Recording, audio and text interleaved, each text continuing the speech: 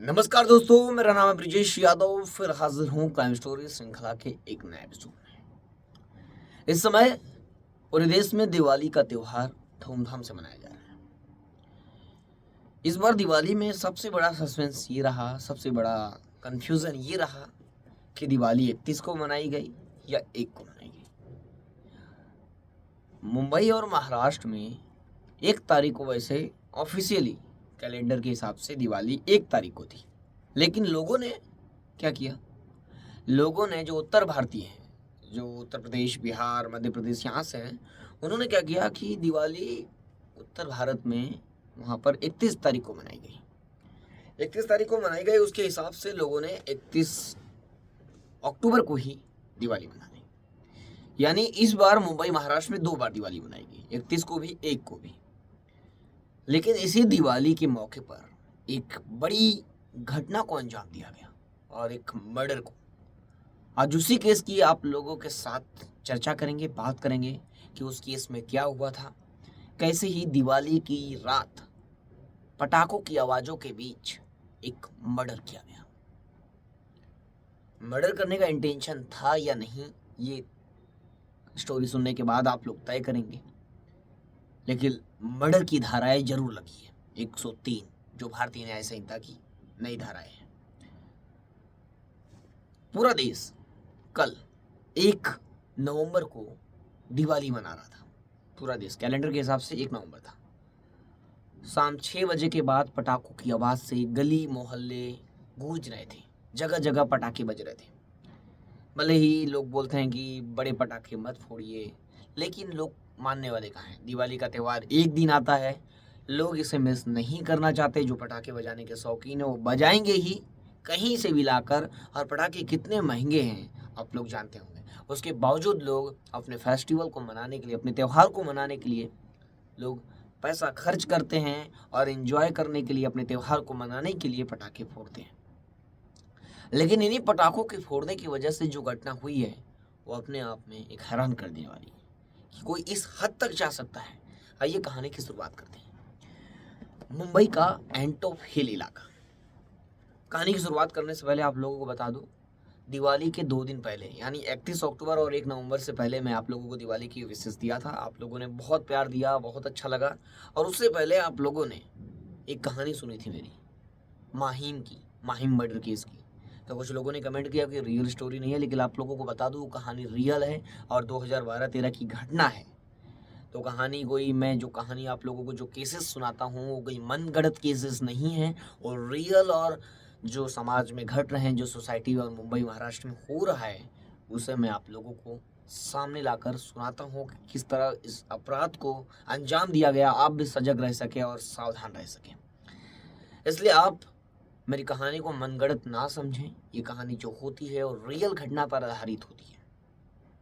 तो छोड़िए, आप लोगों ने बहुत प्यार दिया। स्टोरी 2 दिन के अंदर ही 14,000 क्रॉस कर चुकी है।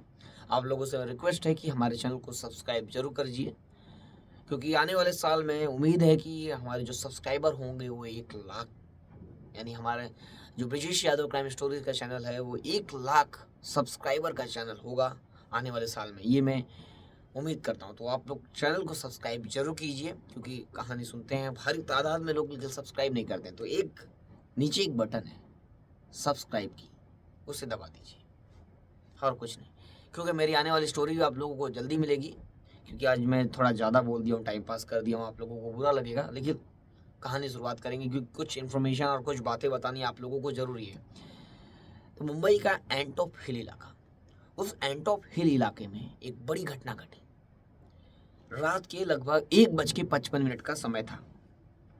एंटॉप हिल इलाके का एक नगर है। उस नगर का नाम आप लोगों को, क्योंकि मैं कभी जब रिसर्च कर रहा था तो उसमें लिखा था, और वो एंटॉप हिल इलाके का महाराष्ट्र नगर, जय महाराष्ट्र नगर।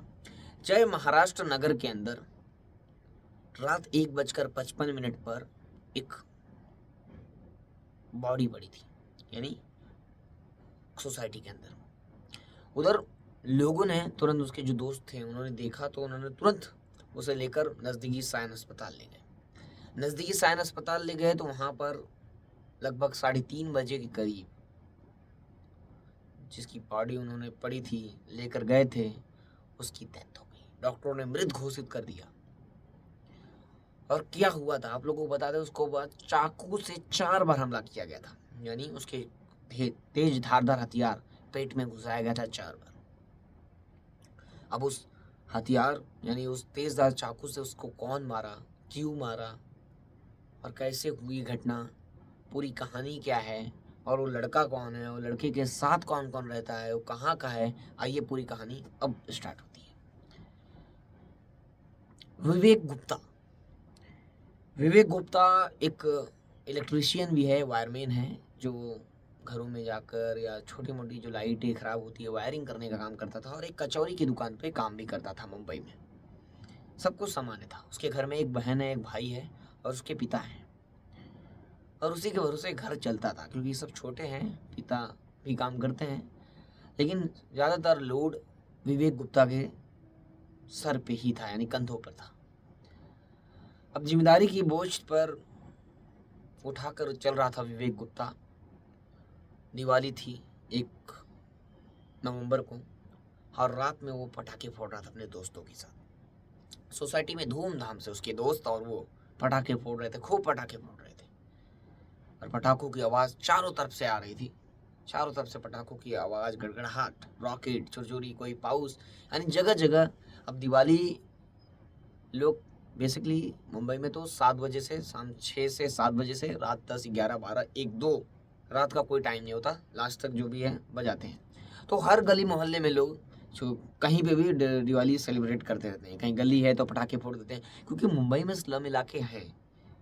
मुंबई के स्लम इलाकों में जिस हिसाब से दिवाली मनाई जाती है, वैसी दिवाली जो अर्बन है, जो पॉश इलाके, वहाँ नहीं मनाई जाती होगी। छोटे छोटे गलियों में बड़े बड़े रस्सी बम फोड़े जाते हैं। आप लोगों को पता होगा, आप लोग जो स्लम में रहते होंगे आप बारीकी से जानते होंगे। सोसाइटी में अगर बम फोड़ा जाता है, रस्सी बम, तो इतना नहीं इम्पैक्ट करेगा, लेकिन गली के अंदर एक रस्सी बम फोड़ा जाएगा तो कितना असर करेगा आप लोगों को जरूर पता होगा। लेकिन स्लम वाले मानते नहीं। स्लम वाले बच्चे धूमधाम से दिवाली खेलते हैं और बजाते हैं पटाखे, क्योंकि मैं खुद एक स्लम में रहता हूँ। अब उसके बाद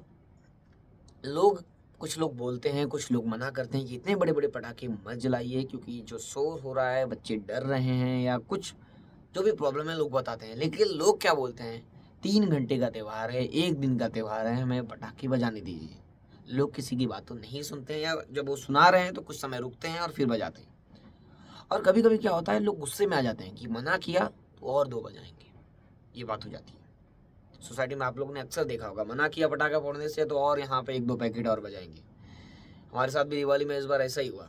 कुछ लोगों ने मना किया कि यहाँ पटाखे नहीं फोड़ने का, तो दोस्तों ने लगभग 2-3 बॉक्स रस्सी बम एक साथ फोड़ डाला वहाँ पर। और रस्सी बम की आवाज़ कैसी होती है आप लोगों को पता होगा। तो एंटॉप हिल इलाके में भी विवेक गुप्ता, जो अपने दोस्तों के साथ पटाखे फोड़ रहा था कोकारी आगर के पास, जय महाराष्ट्र नगर में, वहाँ पर कुछ लोग आए और पटाखे फोड़ने को लेकर 2 ग्रुपों में बवाल हो गया। एक ग्रुप था विवेक गुप्ता का और दूसरा ग्रुप था कार्तिक मोहन देवेंद्र का। उन लोगों ने पटाखे फोड़ने को लेकर उन दोनों के बीच विवाद, यहाँ पटाखे मत फोड़िए। अभी विवाद इतना बढ़ा कि धीरे धीरे हाथापाई हो गया। अब क्या हुआ उन लोगों के बीच, अब वो तो विवेक जानता होगा।